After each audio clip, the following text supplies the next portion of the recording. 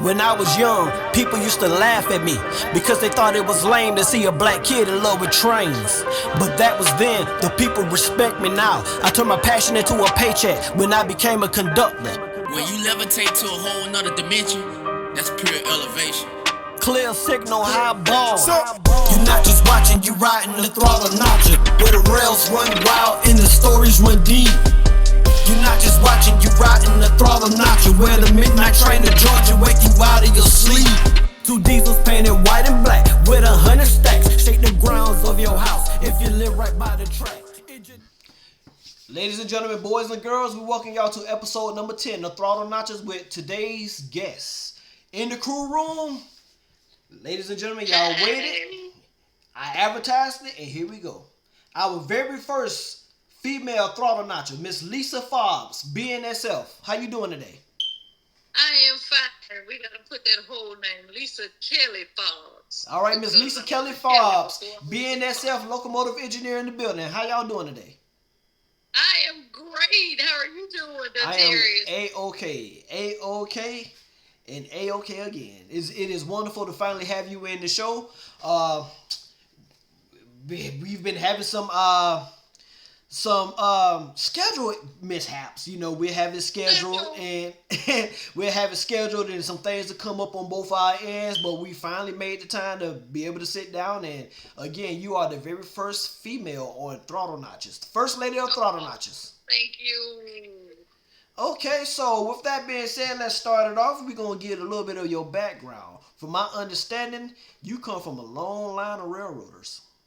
I do. I come from a long line of railroads. I have my dad, grandfather, my brother, who's a railroader now. We work in the same terminal. My sons, my uncle. I think I come from maybe a sixth generation railroaders. Oh. And I'm the first one. Okay, 6 generations of railroaders. You know, that is amazing, especially if it's an African-American family, because as you already know, you know. Yeah. Okay, so 6 generations strong as a African-American railroad family. You are the first lady. Are you the first locomotive engineer? I am not. My older brother is the first locomotive engineer and my uncle. So I'm the third locomotive engineer. But here's a tidbit of history. I'm the first woman in the Beaumont-Silsbee area since maybe the 80s. My cousin, Rhonda Hollis, was the first black woman in Silsbee engineer. Ah, we got to get her on the show. Is she available? No, unfortunately, she's not. Oh, she's no longer with us. But that's one of the reasons why I became an engineer, because I wanted to keep it going. Okay. Nice legacy thing you got going on there. Once again, congratulations on being the first female since the 80s. And you are doing some big things over there at the BNSF. So question, have the family always been on the BNSF side, or the Santa Fe, or the BN, or how does that work? My brother and I had always been BN Santa Fe. He hired out in Santa Fe, went to BN, and once they merged, it was BN. I have an uncle that works for Genesee, Wyoming. Okay. Which is up in Texarkana. So basically, it's BNSF in this household in my family. Okay. You say he worked for G&W. What short line in particular? Oh, it was DG&O. Dallas Garland and Railroad is what, and then they merged with Genesee, Wyoming. So. Okay. So you basically have a lot of railroaders in your family. Yes. Any other forms of transportation employees, or is it just strictly railroad?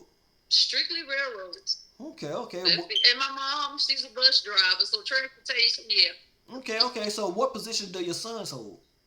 My son only have one, and my baby is an engineer and a conductor. He's no longer with BN for a while, got a little mishap, but mommy will get him back. Okay. But he now works for one of our local short lines. Okay. And he's an engineer there and a conductor. So do he enjoy being on the short lines more than he love being on the class 1 side? My son is a pure railroader. He don't care what he work as long as he's a railroader. He's more like you. Okay. He started out loving trains, True story. He fell in love with trains when my brother, older brother, worked for DGNO. Okay. He took him on his first train ride when he was 4. And he's been in love with trains ever since. So he's doing what he loves. Okay. So, again, like you say, a generational railroad family. As for me, I'm not from a generational railroad family, but my grandmother's twin brother, he was a locomotive engineer for either Metro North or Long Island Railroad up there in New York. And he's been retired since like the early '90s, and he's my role model, the person I look up to as far as my railroad career goes. Because outside of him, where I grew up at, my grandmother lived right behind the CSX Hamlet subdivision. Oh, so you get to see them trains every I day. got to see that. My grandfather lived along the Norfolk Southern R line. My dad's not my dad's aunt, my dad's sister lived along the Norfolk Southern SC line between Columbia and Charleston. So everywhere I went, I was always intrigued to see actual trains. I did watch Thomas the Tank Engine growing up, but I didn't watch it so much because I actually had the real things within arm's reach of me. Right. And there's a legend. I say there's a legend because I'm not so sure. They say it's true, but they say my mother fell on the railroad tracks when she was pregnant with me. That's interesting. Very interesting. So you definitely got a bond with the rails. Yes, I love it. And just like your son, I'm a railroader. I work a short line. I work a class 1, whichever high. It doesn't matter. We all railroaders. We all one big family. That's right. So with that being said, speaking of family, you're from Silsbee, Texas, right? I am. I have an understanding that. Ma'am? I'm a proud Silsbeeonian. Okay. From my understanding between us two, you have a very, very well-known family member that happens to be a world-class athlete. He is. He's a world-class wrestler. That would be Mr. Mark Henry. Okay. And we from Silsbee are really extremely proud of him. Okay, so he put us on the map. So with that being said, is he really that strong? Yes. Sheesh. Mark was definitely strong in high school, in college, and when he went to Olympics, he was a genetically strong man. Okay. And we are definitely, like I said, we're proud of him. We do. We'll brag about him. Yeah, I bet y'all do. Your own world-class World Wrestling Federation or WWE champion, and he happens to be your family. And his nickname was what? Sexual chocolate. That's what his nickname was. It definitely was. True story. I used to work in Dallas, and it's a jail before I came back home to go to work for the railroad. Okay. And I'm walking through the tanks, and I'm like, what are they yelling at? I come around the corner, they got wrestling on. I looked, I was like, that's Mark. And I just kept walking. I just bust out laughing. I said, they don't have no food. Yeah, but these good people. Okay, cool. All right, so with that being said, let's go ahead and touch bases on your background. Silsbee, Texas. Right. Well, first of all, I started out, I actually hired on in Galveston because I couldn't get on in Beaumont. I don't know why at the time. So I went to Galveston, which was about 2 hours from here, and applied. They hired me. And I've been out there, actually it'll be 15 years in June of this year. I'll be out there 15 years. Okay, cool. So I don't know if a lot of people know what primary recall is. So I had to work in Galveston and the Houston area for like 5 years until I got to go to Beaumont. And from Beaumont, that's why I became a locomotive engineer. My brother talked me into it because I was like, I don't think I want to do that. I like to work the ground. I like to stay busy and whatever. But he was like, sis, it's going to be better in the long run. I was like, yeah, I guess. So I talked to my husband. He was like, why not, Lisa? Do it. And I was like, you sure? He was like, yeah, do it. So, my husband was a stay-at-home dad. And I had to make that sacrifice. And believe me, becoming an engineer, if anybody knows, you cannot fail the test. You have to pass a test to get 2 tries. So, what is that? Hand gestures. Sorry, something popped up. It's fine. So, yeah, I passed the test, and sky's been the limit ever since. They called me my nickname at work. Don't judge me. It's Mama Lisa. It's not wrong with that. Because I like to baby everybody. So when I do take on students as engineers, I teach them the basics. I go from as a conductor up. But that's my story, and I am the first woman for multiple years in Silsby Beaumont. But we have more women. Baby, we got, I'm going to call their names out because I got to give my ladies their props. All right, go ahead and give them a shout out. I have Cassie. She's an engineer. I have Janice, an engineer. I have Boudreaux. She's a conductor. I have Chelsea. It's a conductor. So let me see. Am I leaving anybody? No. That's all we got. It's like it's 5 women. Very and then we have inspirational. a lady that was an engineer, but she's now a train master. Her name is Landy. So in the woman perspective, we're outnumbered, but guess what? We hold our own. And to be honest with you, I tell a lot of people, I have never met a sorry female engineer or conductor since I've been out here on the rails. You know, I had a motto when I hired on. I told those guys in Houston, I don't want to be baby. I need to get out here. I need to learn this job. I don't want nobody, I can get that knuckle for you. Nah, baby, I got that knuckle. You know why? Because I was raised by 3 brothers. I'm the only girl. So all I know is dealing, doing male stuff. So when I took that job, it kind of was perfect for me. All right. Yeah, because, they tried to break me. I'm not going to lie. And God was still like, oh, my God, that first 2 weeks, and I was thinking about what did I get into? Because I had an old school trainer. Like, when I say old school, dude hired on in the 60s. So, he thinking in his head, oh, she ain't going to be able to handle it. Baby, God gave me one thing was big thighs. So he says, oh, y'all about to change this knuckle out. I'm like, okay. So I'm sitting there and I'm trying to think, I got a belt on.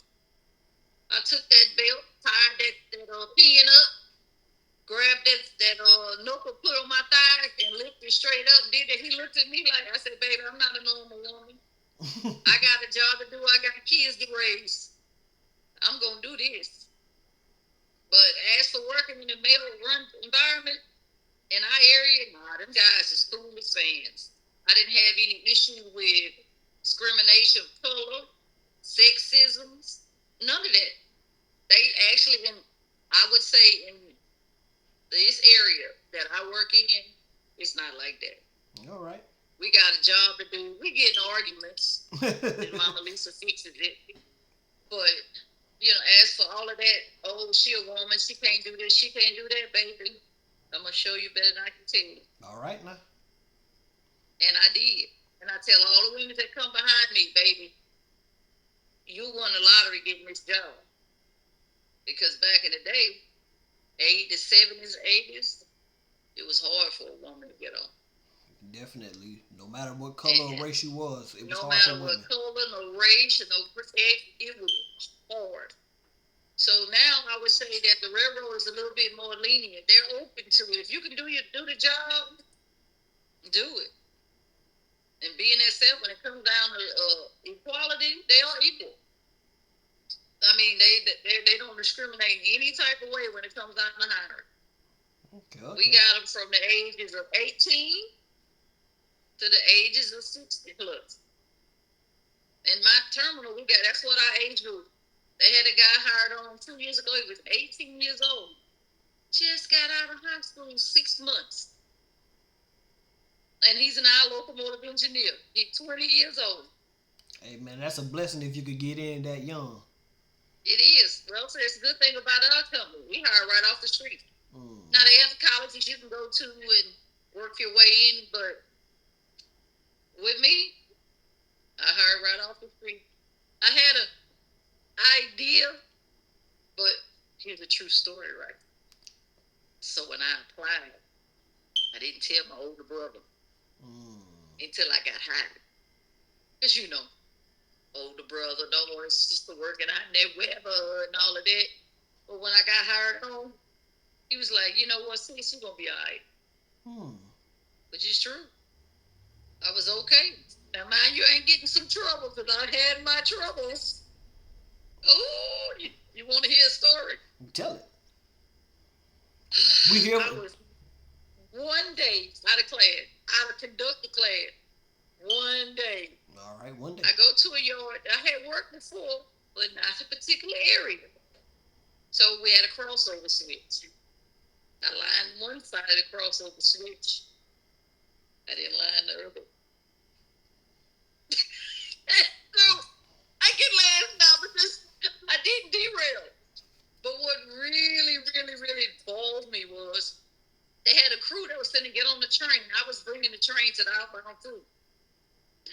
They see me forget to line that switch. You know them dirty dogs didn't even say nothing? Let me shove through it, right? They called the train master. Say, hey, she just run through that switch. We gonna see if she gonna report it. My engineer shoved back. Mr. DZ, that was my boy back in the day. He took care of me. He was like, Lee, we done run through that switch. I said, are you serious? He's like, yeah, we're gonna report it. We reported it. Why them dirty dogs say we just trying to see if you're gonna report it? I said, you know what? Every dog has his day and a good dog got two. That's what I told him. So yeah, I done did that. I had my little mishaps. If you work for the railroad long enough, everybody had their mishaps. Definitely. Everybody. Nobody out here is perfect. You try to have a pristine record when you come out here to the railroad because you understand the risks and the dangers that come along with it. But there's going to come a point in time. It's not if you get in trouble or if you do something wrong. It's when you get. That's right. It's when. You're exactly right. So, they have people ask me, well, Lisa, I want to get on the railroad. There's questions I ask these people. All right. First of all, number one, are you willing to be on call 24 hours, 7 days a week with no days off? Second question is, are you willing to miss your holidays, your birthdays, important events with your family? Number three, are you going to miss your sleep? Because, baby, you already know, Donterius, when it come down to missing sleep, burning candle all day long, you doing this and that phone ring. A lot of them tell you, yeah, I can do it. You get them on and then they disappear. Oh, I can't do that. I can't work like that. Well, I tried to tell you, being a railroader, you are a whole different ball game. You have to adapt. Me, I'm a mama. At the time, I was a wife. And I had 3 kids. All were in school. And I had to juggle all of that. Then, my husband was sick at the time. He's disabled. So I had to take care of him. Those are things that people got to remember. What sacrifices are you going to make in order to become a railroader? And see, that's the money good. And that's the whole premises of why I make these videos with Throttle Notches, even the TikTok page, is to give the people a glimpse of what it's like really to work on the railroad as a conductor engineer. This is what things is really like. You see the money, you see the big trucks, you see the big cars, you see the vacations, you see the nice clothes, but what you don't see is the sacrifice that comes along with the job. Like you say, missing sleep, having to miss holidays. You've promised your son that you that you want to come, you're going to go watch him watch him play football on Friday night football. You think you got that plan, but you're on the extra board and you're with maybe 2 or 3 people behind for being first out, and you're at the football game or about to arrive to the football game, but the people ahead of you don't want to work on a Friday night, so now you got called to work.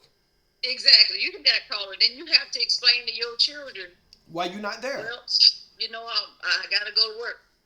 But true story, one thing I've instilled in my children, they know I have to go to work. They'll tell you, Mama, I understand. I have a high schooler now. She is an avid athlete. When I say she's an athlete, she's an athlete. She'll ask, Mama, are you going to make my game? I was like, no, I got to go to work. If I was off, Mama would be there. But here's the good thing. Our last contract we had, not this one, but the prior one, we actually got assigned days off. So it kind of makes it a little bit better for the family life, having those days off. But of course, you still got people that's going to complain that work for the railroad. It comes with the territory. I think they just whine and complain because they just want to hear they feel. I got them in my terminal. Some days I'm one of them, not going to lie. That's one thing about railroaders. We're going to complain about something one way or another. I know, right? It's crazy.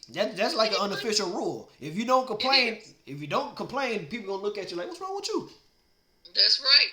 Here's another unofficial rule: open your pockets and they'll pour it in. You ever heard that saying? Yes, I just told somebody that yesterday. Did you? I just told somebody that yesterday. The railroad say if you want to make money, open your pockets. They'll pour it in.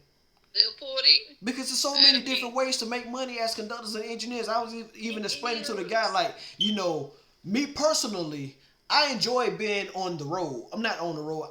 I enjoy being on the extra board. I do too. But at the same time, it's nothing like holding that local to where you know when you're going home, you know when you're coming to work. You know what type of work is expected of you in this particular day because you got a regular routine. You get to go in at a certain time, you get off at a certain time. You know what your life is expected as far as, okay, I got to be to work at 6 o'clock a.m. I'm not able to get off officially until 6 o'clock p.m. 12 hours, you anywhere between that time paradigm or whatnot, that's what time you can get off work and whatnot. They can't hold you no longer than 12 hours. They can't hold you no longer 12 hours. That's right. I always have a thing when I go to work, I'm on there for 12 hours unless I get lucky. Now, in my terminal, we have a lot of guys that like set schedule. But we got a lot of seniority in our terminal. A whole lot. And those guys are set on their schedule. Now, like people like me, 15 years, so don't judge me. I got adult ADHD, right? Ain't nothing wrong with that. So I like the extra board because I like change. Right. I might be on the local one day. I might be on the yard one day. I might be on the road one day. Because see, we travel 1, 2, 3 different places 4 different places on our road turns. So I kind of get a variety. That's another reason why I stay on the extra board. And also, I get 3 days off every 6 days now, too. So ain't nothing wrong with that. 3 days off for every 6. Okay. That's right, because it's warming up, and I plan to be doing me some fishing. And in your case, it's 3 days off for every 6. That doesn't mean you're gonna work all 6.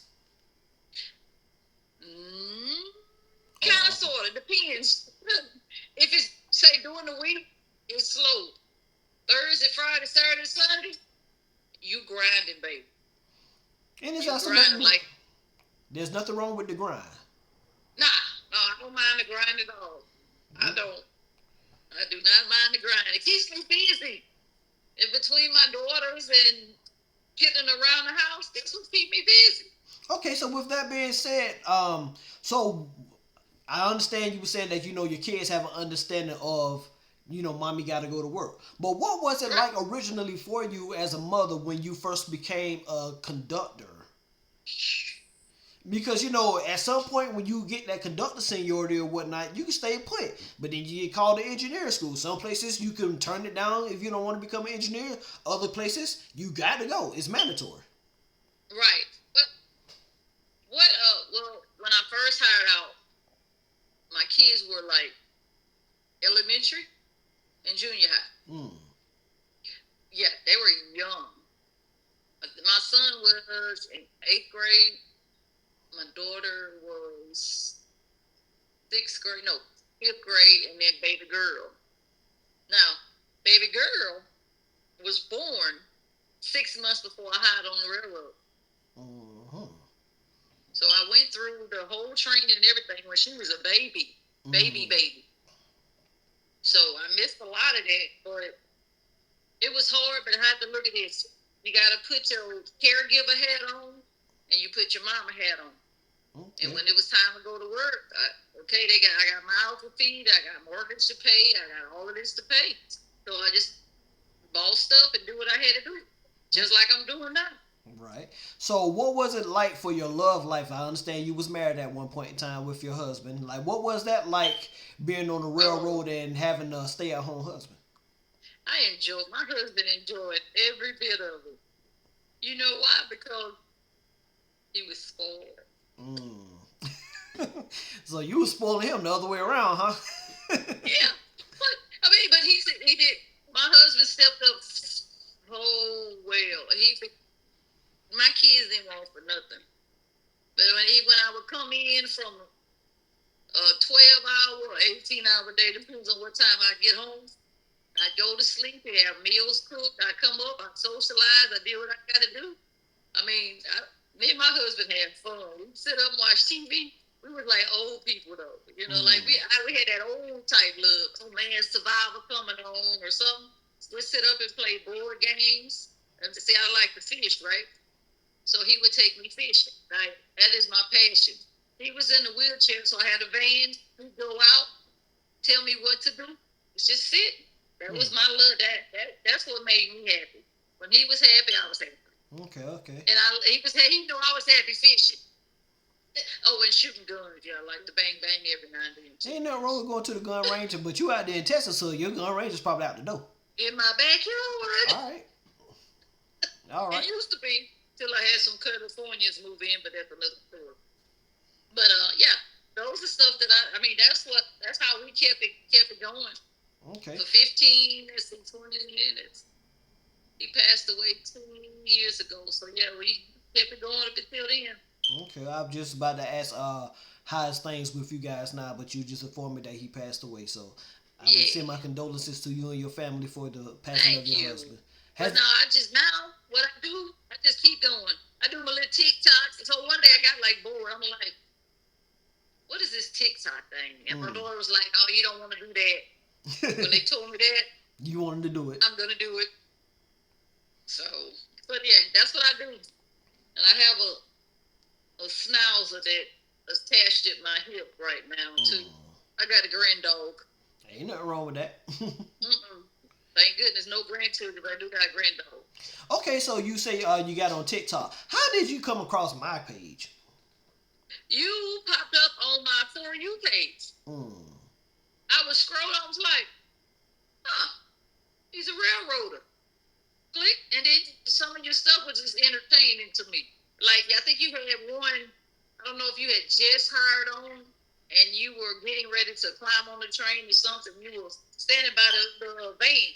And I guess it was something come Norfolk Southern or CSX was coming by. I was like, okay, that's cool. So that's how I found you. Okay. I guess TikTok. We found each other on TikTok, I guess. All right. Well, we found each other. How other. did you find me? Probably the same way. Actually, I think I came across your videos on TikTok. That's exactly what it was. I came across your. Yeah, when you was either talking in one of the vans or getting into one of the vans. Oh yeah, I was probably talking about my work call. Somebody was like, "Your work call." That is my work call. My locomotive is my work call. 12 hours. I had somebody right. He gonna say you're embarrassing her. You know what I told that person? No, you're embarrassed not to be proud of where you work. Okay. Yeah, I shut them down for you. I see. I don't care. You got a quick comeback. Yeah, I snap real quick. All right. They come down with it. I'm enjoying life. Life is short. Definitely. And I just turned 50, so it's getting shorter. You know, it ain't getting shorter. You ain't getting older, Miss Lisa. You're getting better. That's true. 50 years better. 50 years better. Fine as wine. Well, that's what they say. I don't know. Oh well. What else questions you got for me? I'm listening. Okay, so that being said, by you working out of your terminal, what kind of trains do y'all typically run out of there? Like what services? Of course, you guys may have locals, but y'all like mixed freight, coal, intermodals. We all the above. Okay. Well, every now and then intermodal, but we usually run manifest, coal trains, and rock trains. Okay. Yeah, but we have a lot of junk. Okay. Who You know are the what? junk trains? As a matter of fact, that's exactly what it was. You commented on my video of Norfolk Southern rock train that I had posted from down in Georgia. And you said, I love running rock trains. Rock trains are Cadillacs, especially if it's double mid DP, mid DP, rear DP. They run like Cadillacs. Now them junk trains on the other hand, don't. Okay, so what do you consider junk trains? Anything that's not a Cadillac, anything that's not a unit train. To me, Cadillacs are unit trains. Stack trains, rock trains, pole trains, stuff empty, coal, empty rock. To me, those are Cadillacs. The junk trains, on the other hand, is they just say, "Oh, we gonna put all of this on the damn train and send it off." That's what we gonna do. How you gonna hurt my feelings like that? I run a junk train. Okay, give me 1 second, Melissa. I got somebody beeping on my door. I mean, bamming on my door. Oh, okay. Give me no one problem. second. All right. All right.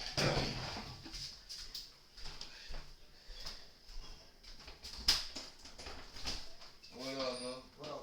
I had to let you know I'm outside. I got my interview going on right Yeah, do your thing. I'm trying to talk to my little friend. Man, that's right down the street, man. All right, cool.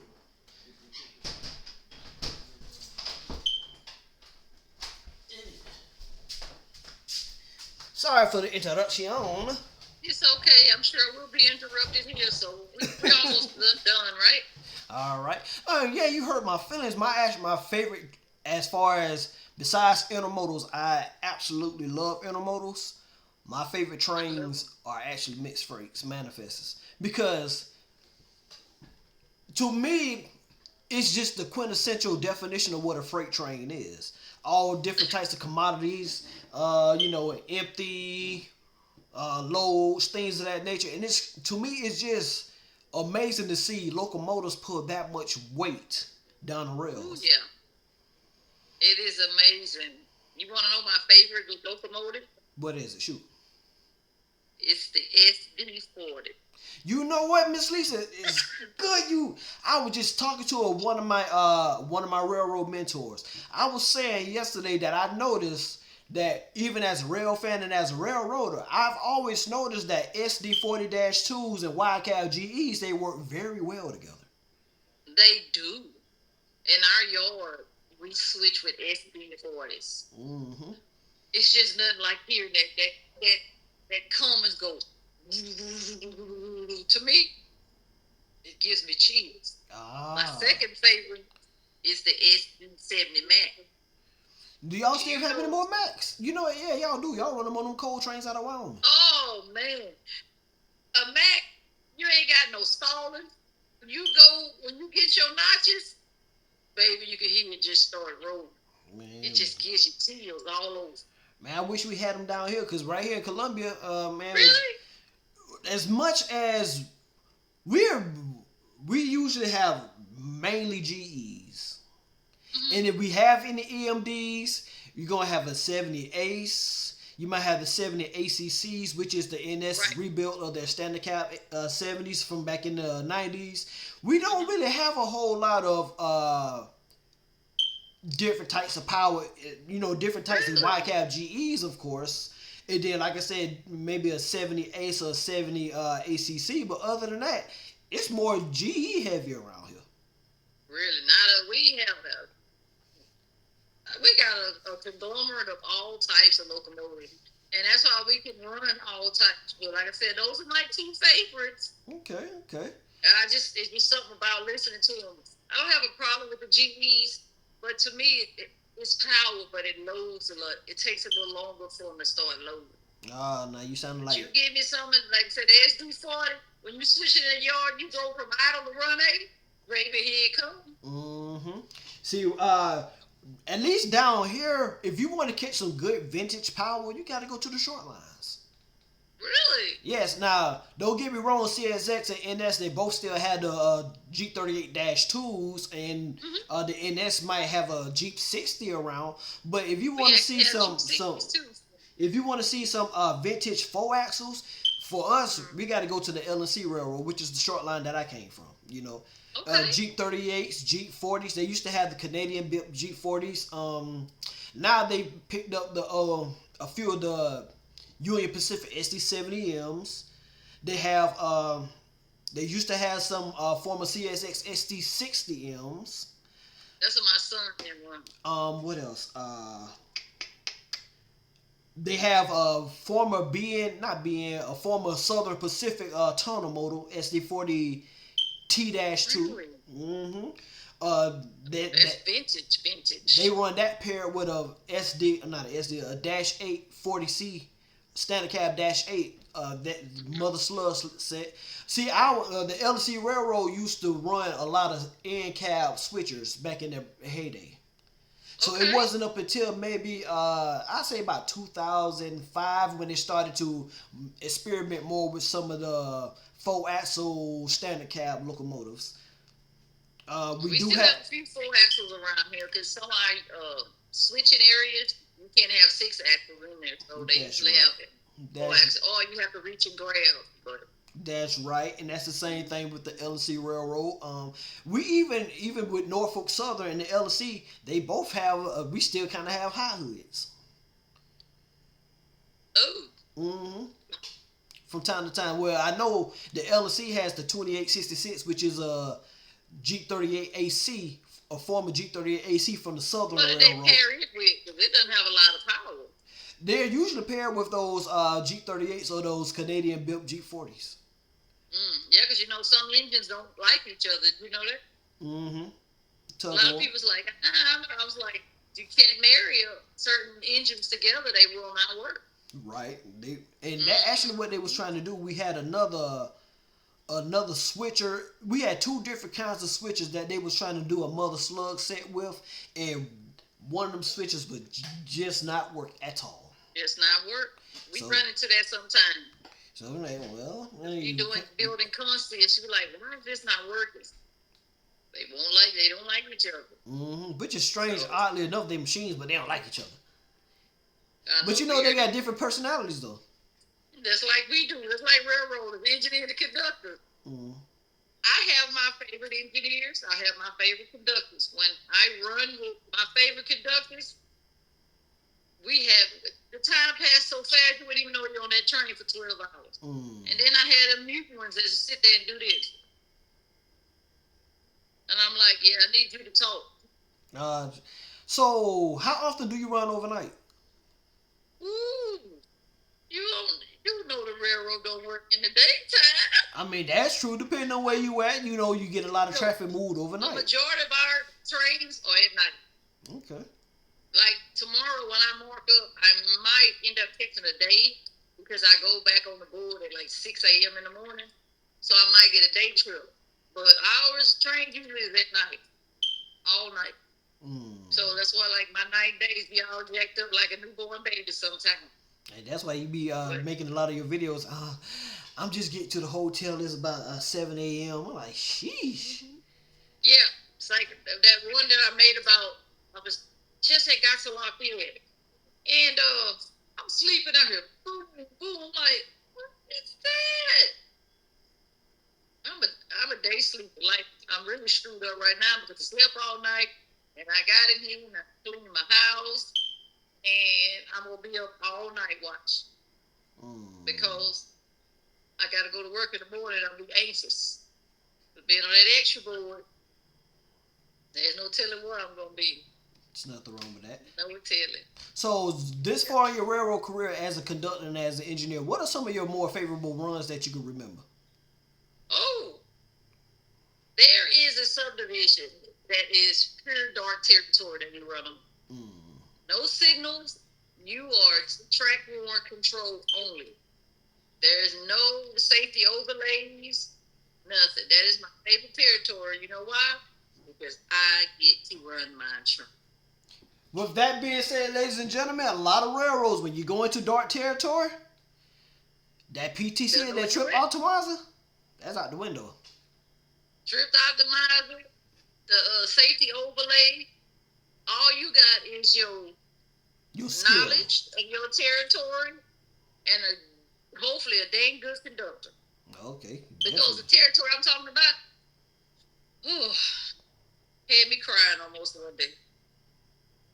I had a coal train that was about 20,000 tons, and the DP went out going down here. So that most memorable run was Lord have mercy. And I'm curious because this territory you can only run 25 miles per hour on, and it's 100 miles. I know, right? So you got the harmonic rock doing this, rocking you to sleep. You got a heavy coal train. The DP's going in and out on it. You got to run that bastard to keep it at 25 miles per hour. And 10 on some bridges. Sheesh. That is why I'm a railroader and why I'm an engineer. I love running up there. It gives me this adrenaline rush that is no other. And ladies and gentlemen, when you are in dark territory, you get to use your skill set. You get to use all of them. That's right. And that's one thing. We have a saying in the field at Beaumont Terminals.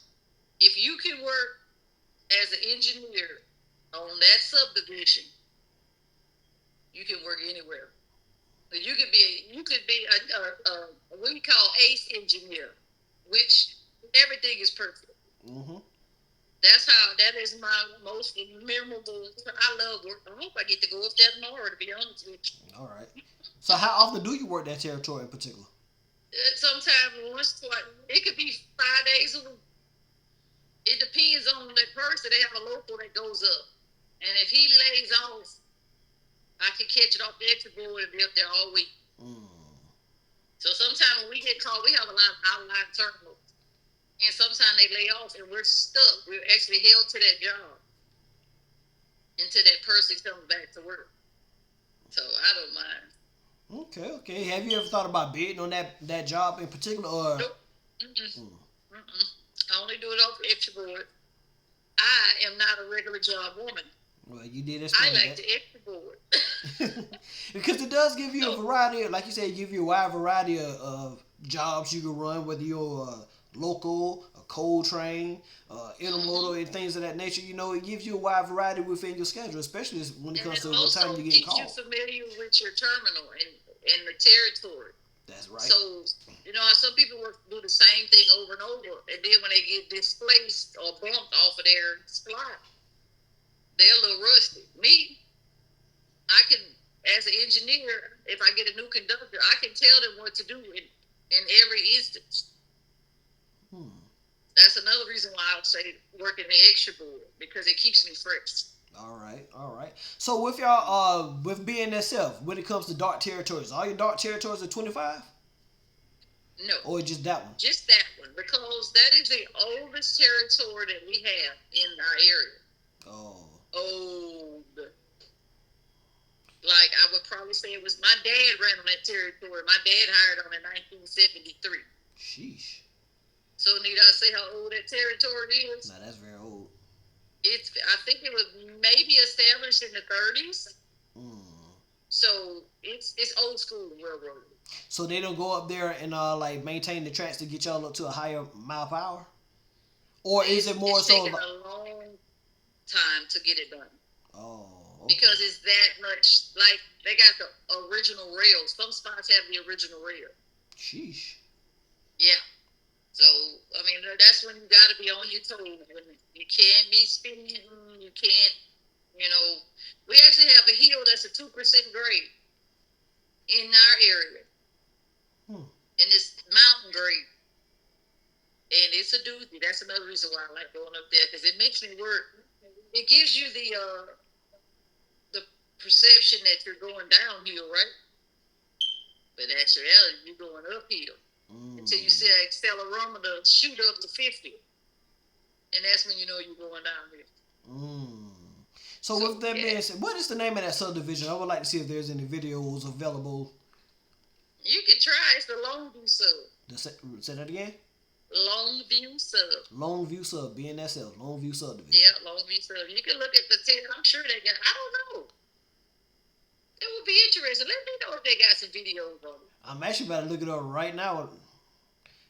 Yeah, I would be curious to know. Cause you never know. They might have a video of you up there. And who knows? But I doubt it. I like the photo bomb too. I be hanging out the window. Hey, and I've never seen myself on a video though. You see any? I doubt it. Hopefully, what is one of the locations on the Longview subdivision? They got Longview, Texas. Basically they got Sealsby, but that's like where I'm at. They got Jasper. You guys have Longview Y? We do, but I don't go that far. I stopped at St. Augustine. Try St. Augustine. Okay, let me see. BNSF St. Augustine. Because, yeah, it's the Longview sub, but the St. Augustine. That used to be a major hub. That would be like the halfway point between Longview and Sealsby. And it used to be a busy subdivision. But now it's just old. I have to look it up. If you do got them, that would be interesting. Okay. You been on through Saginaw, Texas? No, but my brother has. He hired out. He went to Dallas when they closed Sealsby the first, and he knows all about Saginaw, all about it. Okay, Now, well, he would be an interesting person to interview. I would like He's to been interview him. out there. He's been a locomotive engineer 27 years. Send him my way. I will. Send him my way, because you are actually the first BNSF employee that I interviewed. Really? Yes. Okay. I need to get a UP, some more UP, well, some UPs actually out there working, because I did have a gentleman that worked for UP, but he's at Amtrak now. Oh, wow. Right? And if I could get somebody from CPKC and I know somebody from CPKC and Canadian National, that's all the class ones. That's it. I could probably help you with those. All right, that'll definitely work if you can. I think for sure I know one that works at UP. He's an engineer. Send him my I way. could probably see if Bling want to do it. Send them. This is Throttle Notches, where the rails run wild and the stories run deep. We are here for all the stories. That's right. But to answer your question, you asked me a question about if someone approached me about coming to the railroad. The railroad is what you make it. Definitely. All you can do is apply. But winning a job with the railroad is like winning the lottery. It's only a chosen few get this option and this opportunity. Right. So when you get it, don't take that opportunity with somebody else and quit doing training or quit 2 weeks after you get your first paycheck. I've had that happen. It annoys me because I look at it like somebody else who really wanted to go to work for the railroad could have had that spot. And also, that's how I look at it. And also, I have to talk about myself when I say this. Yeah, what you got? Be grateful for the opportunity, because as you Be said, grateful there are a for the lot. opportunity. Because there are, believe it or not, there are a lot of people who are like me, who love trains, that are rail fans, who would not get the opportunity to work for the railroad because the negative stigmas that come behind being rail fans. Real fan, yes, and I don't agree with that. I do not. When it comes down to that, my son is a rail fan. We call them foamers. I don't like that word. I call them rail fans or rail connoisseurs. That's what I call them. But a lot of people do get that stigma. Oh, no. He can't be hired because he gonna be up there doing this. He's not serious. You don't know what them people are serious about going to work for the railroad. That is somebody's dream job. You in particular. That was your dream job, and you will have it back. So I don't knock people that actually like train. I like train. Everybody at work know that. They got people at my job. They love training. But you go hear them whining when somebody says, oh, man, now it's just a job. This is not just a job. Working for the railroad, look me in the eye. This is a career. Definitely. You have retirement. You have stability. And you have a career. Once again, a career. You don't have to just be a conductor. You could be an engineer. You can go up to be a train master. You can go up to be a superintendent. There's advancement in the railroad. I'm sure I'm going to have some haters saying, oh, she just whatever. but I'm also a vice local rep. I'm a union rep. I'm a vice local union rep for my union, and that which would be Smart UTU 1957 out of Beaumont. With that being said, let's talk about that. What is it like? What is your role as a local chairman for BNSF for your territory? I'm the liaison between the carrier and the people and my union. Somebody gets in trouble, me or my local, we have to handle it. The railroad is different when it comes down to discipline. You got to have somebody represent you. You can't just go in there and say, hey, I messed up. You don't know what's going to transpire. You want somebody, a local rep, that's going to have your back. And you can ask anybody working my terminal. I don't care if you BLE or you UTU. I'm going to have your back. Because that's how we're one big family out here. One big family. We're supposed to have each other back. Yeah, you might have differences. Oh, like you were saying, telling me, oh, they know about you, they know about you, but they don't know your character. They don't know what occurred before the incident. You might have had something going on at home. Who knows? That's what the union rep does. If you got questions about agreements, if I don't know, I'm going to find out. That's it. Don't just throw something out there and say, oh, they can do it. Oh, they can do that. Can they? You want to find out first. Right. So me as a vice local, that's what I do. Some people like, oh, she just knows that she be in everybody's business. Guess what? Sometimes being everybody's business saves your job. Definitely do. And I tell people, when it comes to the union, your union is only as good as your chairman. Correct. And if you got a chairman that's a go-getter that ain't gonna back down, you're gonna have a good union. Now, sometimes the chairman has to make deals. A lot of people are like, well, why he did that? You don't know about the story to why he or she did that.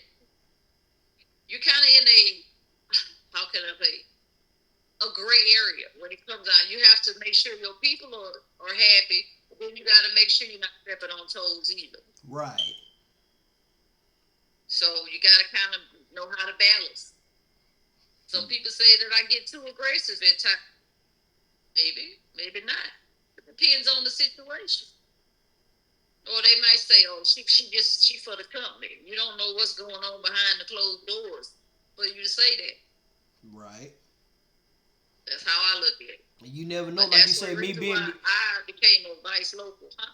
And like you say, you never know, like, I'm cutting deals and stuff to save your job. So you may want to be kind of nice to me, because if I tell them, nah, they might just cut you loose. Right. But that's why we got the union. We're here to protect the jobs. That's right. That's why people's like, man, my union dues are so high.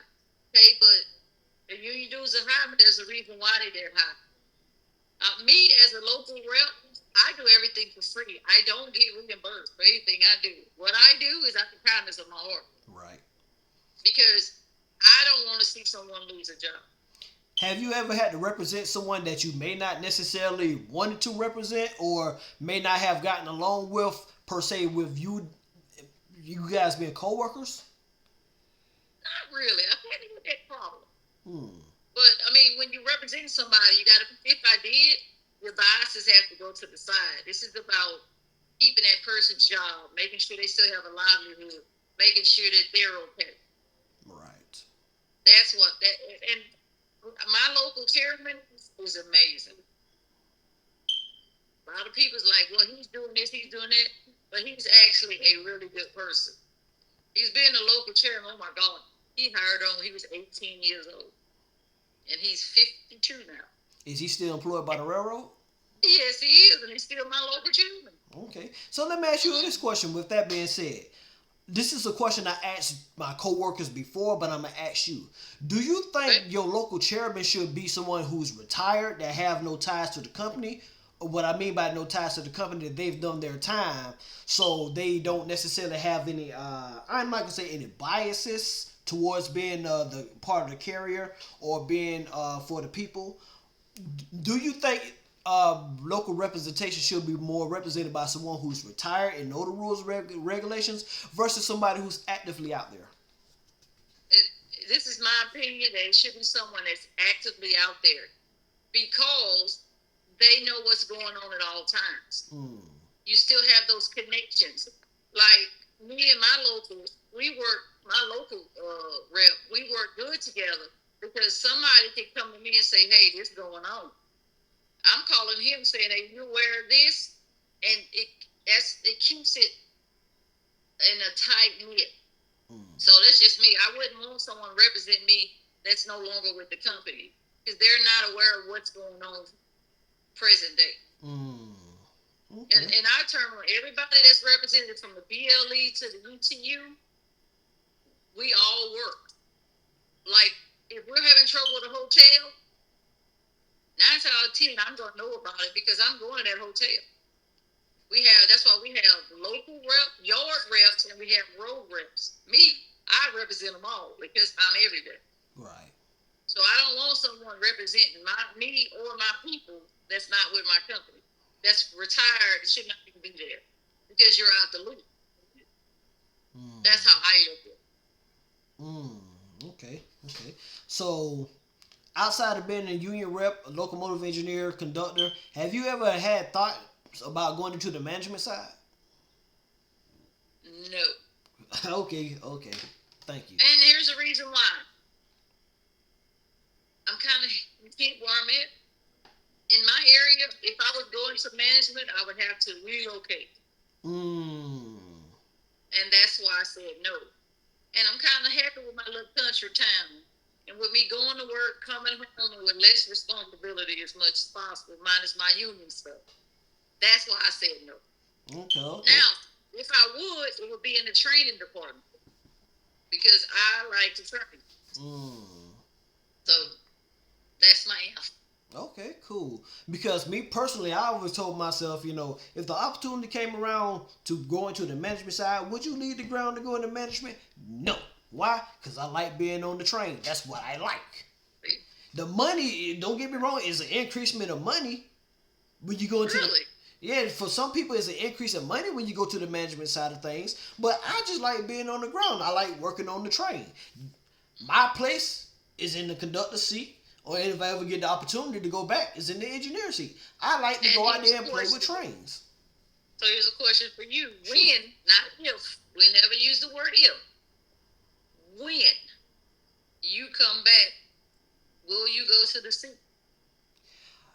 With CSX, it's mandatory that you have to go to Really? Yes, it's mandatory that you have to go to engine school. Unless they done changed the agreement. My last understanding that you had to go to engine school and you have to pass. If not, you out.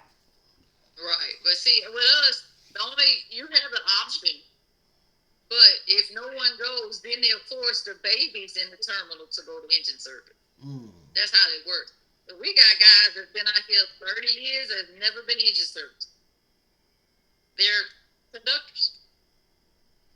And that's why I say, sometimes when you get that conductor seniority and you holding the job that you want to hold or whatnot, why give that up to go to the engineer seat? If I know I got a Monday through Friday job, I come to work on this time, I'm expected off at this time and whatnot, why give that up to go back to the engineer issue board? But then at the same time, it's an increase of pay. You want to know what? Increase of pay. It's not for us. Oh. Conductors make more than engineers at our area. I need to hire on with BNSF then. But you want to know what the reason why I actually went to the seat? Why is that? I got rained on so bad. Oh. And it was so cold in Louisiana. And this normally wasn't that cold. I kid you not. The sky was clear. I get down off the engine. I tell my engineer I'll be back. I get down to do the work, make the cut, and I look up. I said, "Oh, hell no!" That rain come down, and when I got on the engine, my teeth was shattering, and I looked over the engineer. And you know what he said? Good today. I turned the heater on for you, Lisa. Oh. And I looked in the sky and said, please let them have an engine service class come up. The next day, it was posted. I said, there wasn't nothing to God. I know, right? It was, I can't, that's enough. So here's a good reason for being an engineer. When it's cold, when it's wet, the mosquitoes is bad as hell in South Texas. I'm in there, nice and toasty and warm and cold. So that's why. Because I know I was just about to say what one of my engineers used to say all the time. You out there cold, it's raining and whatnot, you'll be on the radio. Yeah, good day to be an engineer, huh? Good day to be an engineer. If I'm in the yard, I go to the other yard channel. Hey, yeah, come in there, such. It's so cold out there, ain't it? Yeah, it is. I said, my heater on up here.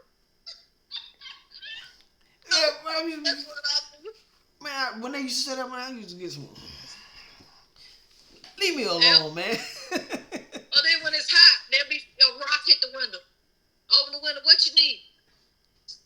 I said, you need some water across the road. You need some water? Yeah, it is kind of hot out there. Here you go. Yeah. I got to a point when I was switching out there, man, if it got too rainy, man, I'm getting on the engine. Shoot, the way we work, in that area we work, it rains sometimes all day. And you out there in that rain. I worked in the rain where I was just soaking wet. It just, that's before I went to suit though. So right now, if I go to the ground now, it's going to be on the ride. What it was, I remember we had I was on the first shift yard job, but we wasn't switching it. Our yard job served as a local. We had to go down to a place not even 5 miles down out of the yard that ran on a section track, but we had to take the main line to get to the track. And we hadn't got on the engine, and it started pouring down, raining and whatnot. So I got off the engine, went to the yard office, because the yard office is right there, you know what I mean? Went in, put on my little suit or whatnot. I come back and get on the engine. My engineer look at me. Boy, there ain't no rain suit. You about to get soaked. What'd you have on? What was it? It was some coveralls and whatnot, ones that zip all the way up and whatnot. It was thick. I'm thinking this is a rain suit. Boy, that ain't no goddamn rain suit. You about to get soaking wet. Frog toes. Alright. So I went back in and I realized I had another rain suit, an actual rain suit in there that I had hung up. I just never put it on because I was a little plus size. I ain't say little plus size. I am plus size, so my stomach was gonna pop out. It's gonna be poking out, you know. The jacket will fit, but you know, it's gonna be tight on me. Well, I did what I had to do. You gotta do what you gotta do. That rain ain't right when it's running down your back. And you be like, Yeah. I don't like that. And well, at the end of the day, you know, I might get rained on.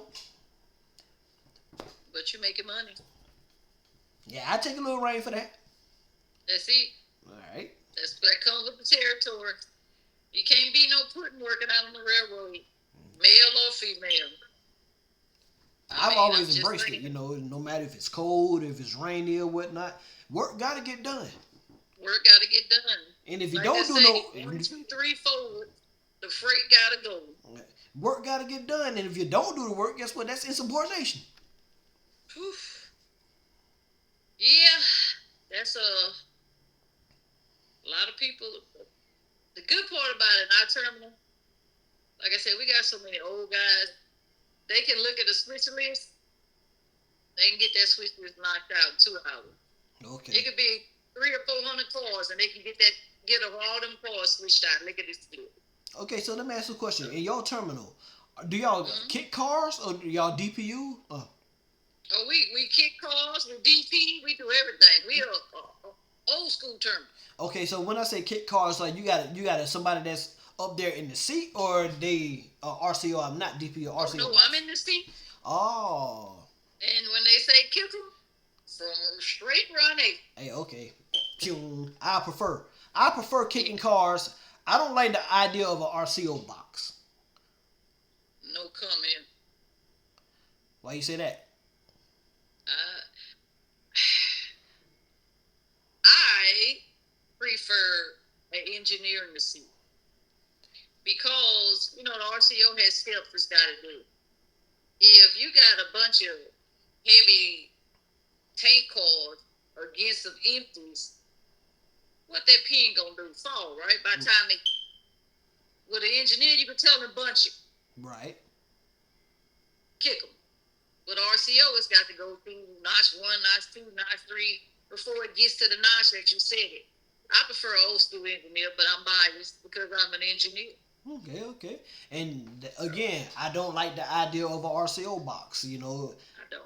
I I used prefer to run one. because don't get me wrong, I work for CSX, but the short line that I worked for, the LNC, old school railroad.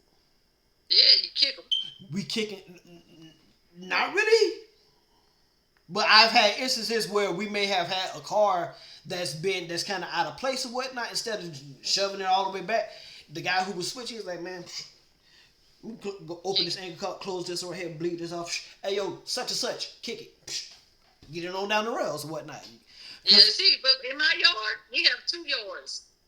We kick hard all day. Even they kick with RCO box. In the one of our yards, but the big yard in Salisbury is kick 'em. Kick 'em. Kick 'em. I prefer to kick and pull that pin. Hey yo man, kick it. Kick it. Yep. That's how I heard on. When I heard on, we kick cars. And when I say we kicked them, we kicked them. Get them on down the rails. Mm-hmm. Cause you get done a whole lot faster when you could kick the cars. See, where I work at, in Casey. Switching on air sucks. And I was about to say, working in Casey, we had no choice but to switch on air because we got hills on both sides of the yard, the north end and the south end. So we have to. Salisbury is hilly. It's straight downhill, and we still kick them. So we can't. It's against the rules that you can't kick cars. And then certain parts on the south end of our yard. I'm not exactly sure when the yard was built, but it's very tight on the south end of the yard. Oh, it track. goes in like that. Okay. Right. No, actually, it's going around the curve. Oof. Yeah. So I don't know who did it. I ain't the person who did it. That's just the way that. So yeah, we have to switch on air. So you make that couple, okay, shove in or whatnot. 1 car, 2 car. The only thing is, like, once the cars start to go around the curve, they prefer you to go to the back go to the south end and watch the shove. Oh yeah, always. That's one thing that's a no in being. You better not ever get caught for shoving blind. That's a rule. That's an 8 deadly if you get caught. I know. We'll discuss that off camera.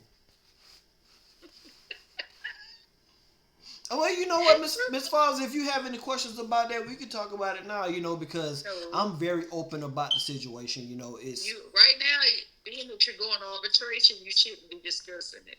Yeah, that's true. Yeah, so we'll talk about that off camera if that's there what you prefer. Go.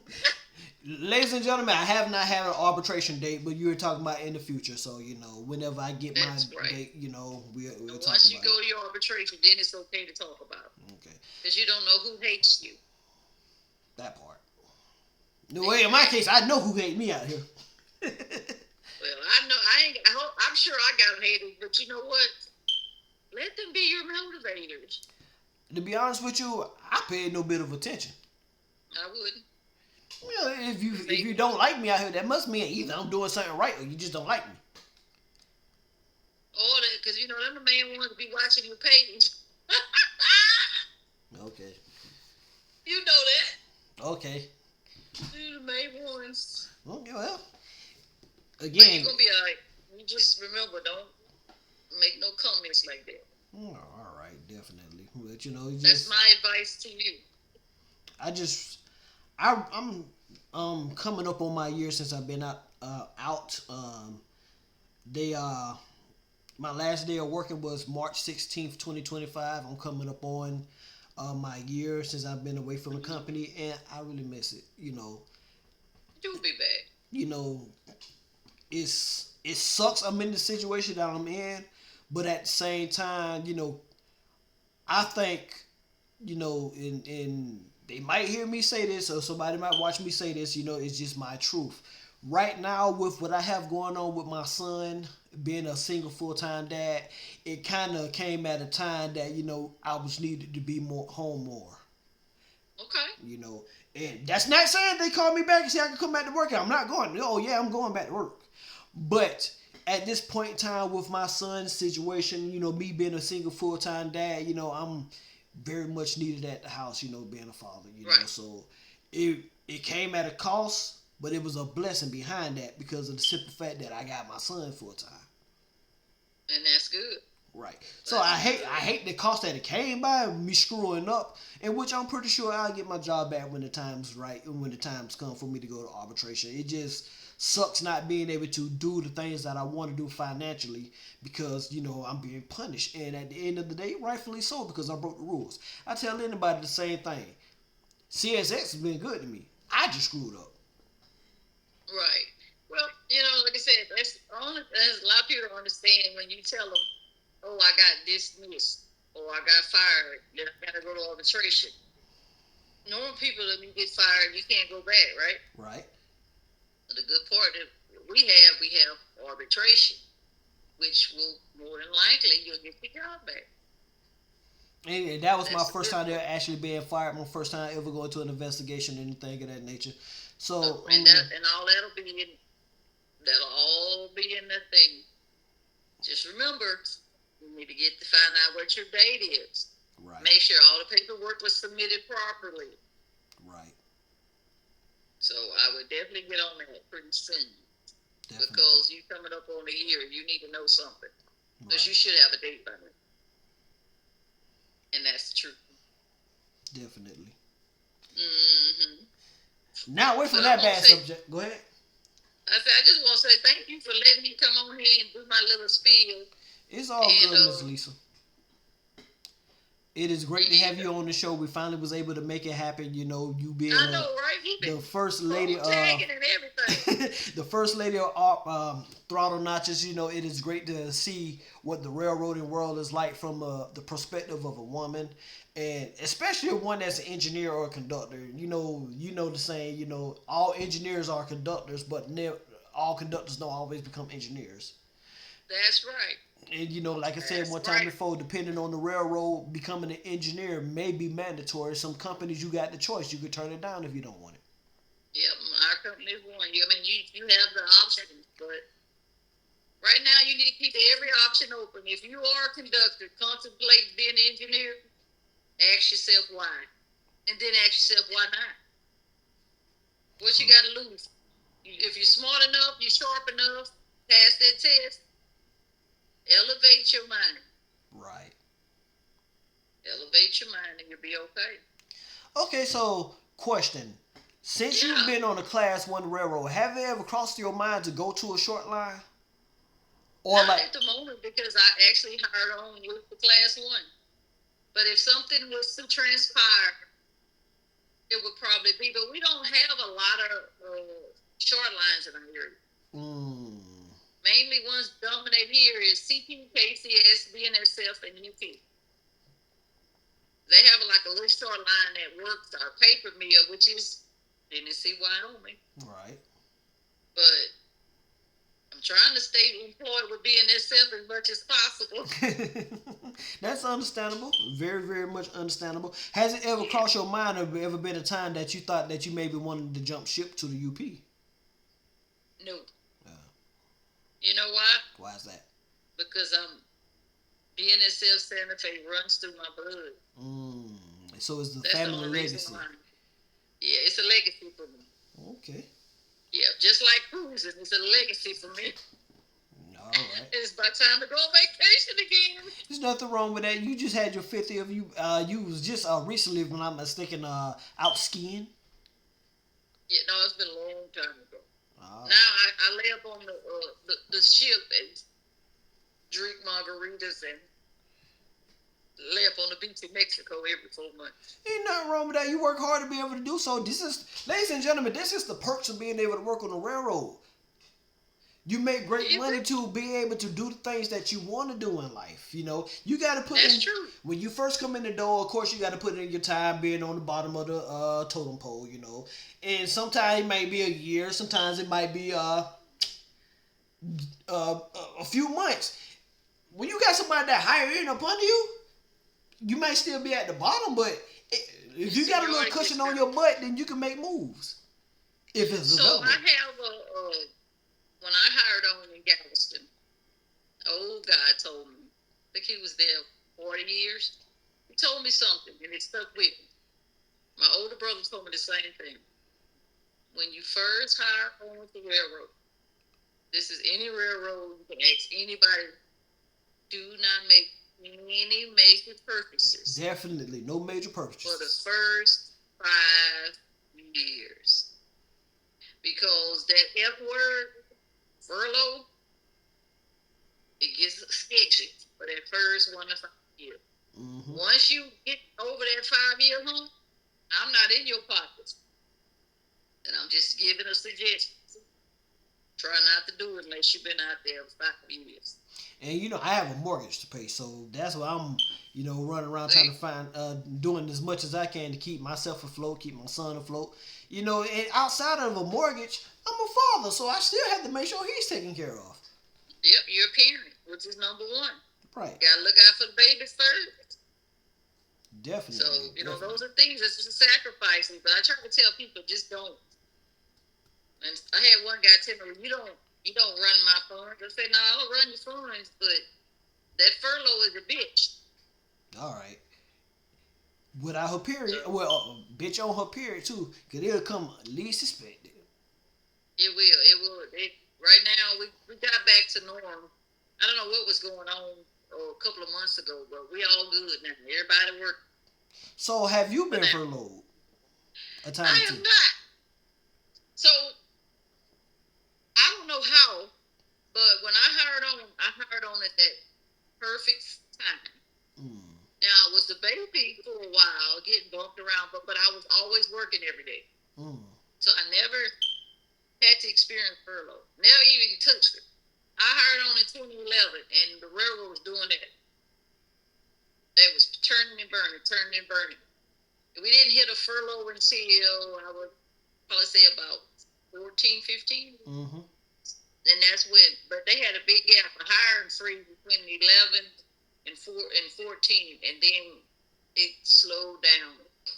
Normally it gets rough around election time. So that's normally when they start slowing down. Okay. But I got lucky. It never was furloughed. All right. So never been furloughed as a conductor or engineer. Nope. All right. So let me ask you this question. Since you say you hired out in 2011, Uh-huh.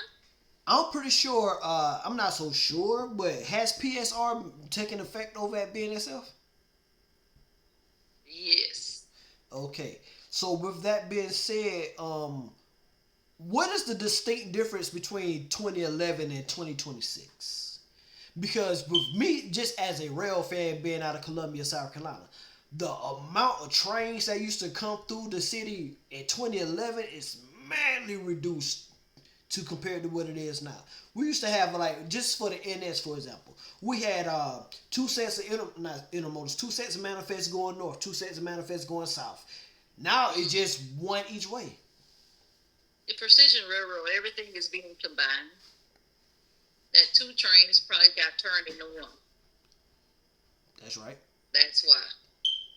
And I mean, that just comes with, say, for example, you own the company, and you need to move more freight, but you need to save money in the long run.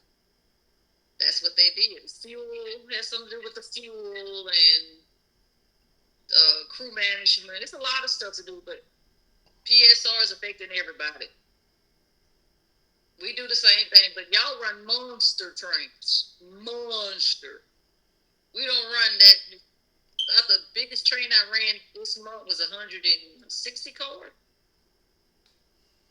But I heard some people run monster trains, and that's because of PSR. Okay, for me, working out of Casey, the biggest train that the 2 biggest trains I've run, but been a conductor of. I was on the dog catcher job, and the first train we caught was like 190 cars. That's a monster. All right. The second longest that I caught was 175. See, that's the norm for over there. But check we don't run trains that big. But see, this is the crazy part about what I'm saying. That 195 was a manifest. That's what ours is. The 175 I caught, that was a local. Oh yeah. That was a transfer run. It ain't nothing for not our locals, but UP locals, 200 plus. That train was a local. Actually, was a transfer run. The guys, we have a train that goes on duty at like I say mid afternoon or whatnot. Mm-hmm. Take a train to Florence, bring one back. These guys, this particular day, which was on a Saturday, they was running into a lot of bad luck because they ended up what exactly happened with those? Anyway, somehow they ended up with an engine on the ground, and the engine was put back on the ground. They just derailed coming around a leg of the wire, whatnot. It wasn't nothing bad and nothing, just an axle on the ground. They were able to get the train, the engine back on the rails, was able to re-rail it. They ran the train to Florence. Came back the next morning because their power was the local power that I use for my train. We get a call, hey yo, such and such didn't make it back into the yard. They derailed going north and they lawed out going south, coming back. I'm gonna send a cab to you guys so y'all can go ahead and pick up this train and bring it on back into the yard. Y'all might not have no time to do any of y'all work. We get up there, 174 car local. I'm like, God damn. That's normal. Yeah, it's normal for some, but for my territory, the longest local we might have, for example, is probably about 130 at the most. That's still big for a local. Yeah, for a local, but it's basically that train right there is a combination of 3 or 4 locals that come into one terminal and they just combine it and run it as one train. Oh, they combine them. Mm-hmm. Yes. So it's not like a bunch of manifestors coming together. It's just the 3 locals from the area just come in, put all their cars in these 2 or 3 tracks right here, and this outbound crew, they get the cars, they put it together, and they take it on to the big yard, and they come back with a train from the big yard. So this is actually our outlying terminal, one of our outlying terminals. So you had the double. That's a mountain monster doubling in then. No, actually, the first 2 tracks. Oh, so you talking about yarding it? No, actually I did. I had to yard that train in 4 tracks. Told you. In 4 tracks. 4 tracks and no penalty claim, huh? No, we got claim for that. We got a claim for that because we had an out of limits. Say that's 4 tracks. Yeah, we had an out of limits claim because that train was off our territory. I mean, it was on our territory, but it was out of the limits of the local that we actually ran. So we didn't run as the local that we was going to pick up. We ran that under our own symbol. Well, that's an RO then. Nice. Run off territory claim. Okay. So we ain't complaining. So that's deadhead, and that's out of limits claim. Nice paycheck off of that there. Sometimes we had those at least once, twice a week. Because we have a yard that's run by not really a short line, a class 3. Mm-hmm. And they can't never get the trains out on time. So sometimes we be crunched for time. They be like, I'm gonna run you. They run us till we die. So as a matter of fact, when we got back into the yard and I was done yarding it, it was time to get off. Oof. It was time to get off on our exact 8 hours. Now they could have made us take the local that we actually had. They could have made us take our local to our industry and work it, but we would have ran out of time either way. Either way, but you put that train together in 8 hours. That's a boss right there. I'm okay at my job. I'm okay at my job.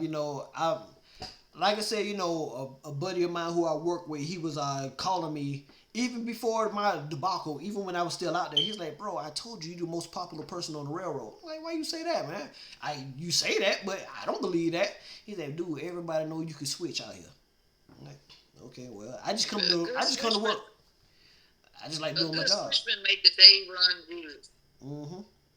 Now, double and quadruple handling cars, that is the most annoyingest thing to me in the world. Because I'm like, man, you got me sewing switches and everything. Oof. And mind you, the crazy part is when we came into our yard, I had to get off the engine and drive my car to the other side to where in order to access the switch to shove into the yard. The train was so long that once the engineer got the last car through the crossing or whatnot, and we stopped it to where the circuits would be off the crossing or whatnot, he had to get an EC1 to, which is our way of doing a track warrant. He had to get a track warrant in order to be able to go past a certain point on the south end of the yard because he was touching another subdivision. Wee, that's the monster. Yes. So, after I got my car, calmed down and whatnot, drove my car as far as I could, got out. He got the EC1, or like I said, track warrant, so he could, extend it to the subdivision, pull ahead through the switch. He started shoving. I had to get in my car and go back, turn around to the other side of the yard just so I can count him into the shove. Count him in.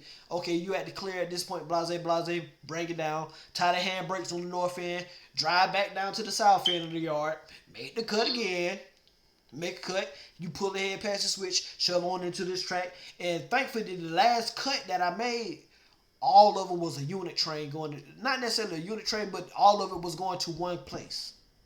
Oh, that's good. You blocked it for him. Yes, it was already blocked. It came in like that. So, once I put that train away and put our engines where it needed to be, we can't even go up there to work because we gonna run out of time. Yeah, no, one train on that doing all that work. We gonna work. Yeah, you can't hit. You gonna run out of time just to get there. I mean, not to get there because the customer is about a 25-30 minute run from the terminal, but the work itself at that customer was going to take some time. So that means the next day when I came back to work, I'm going with double the train and I'm leaving coming back with double the train. That's the norm. That's a local for us. And which, I ain't mind, it's just my job. You got to do what got to be done. Right.